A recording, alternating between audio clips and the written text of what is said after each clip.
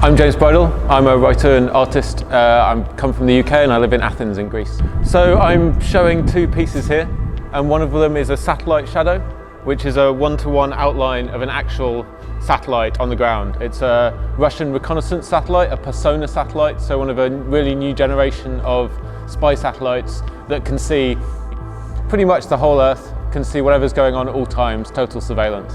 And I've made a lot of works in the past that are about drawing these things that are up there but we can't necessarily see.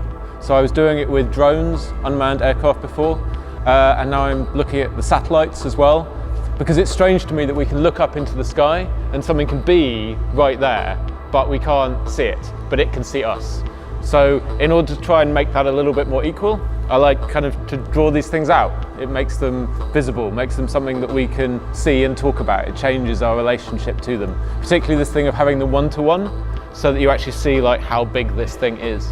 And the other thing is these flags, which I call flags for no nations, which is, I was seeing, and everyone's been seeing, this material, these gold and silver space blankets on the news.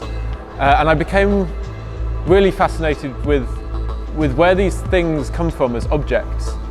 Because actually the space blanket is called the space blanket because it was developed for space. You know, we call them emergency blankets, survival blankets, but they were designed to cover the Hubble Space Telescope, and they've been used on hundreds of space missions ever since.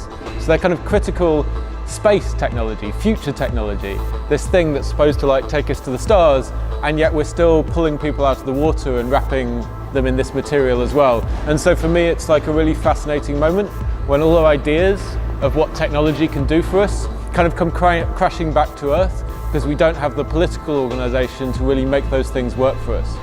And I also wanted to make a standard that would also call for a world without borders, for a world without nations.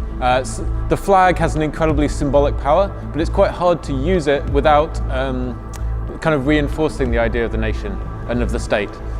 I felt that by using these highly reflective metallic gold things, it creates something beautiful, but maybe which can't be kind of captured by any country for their own purposes.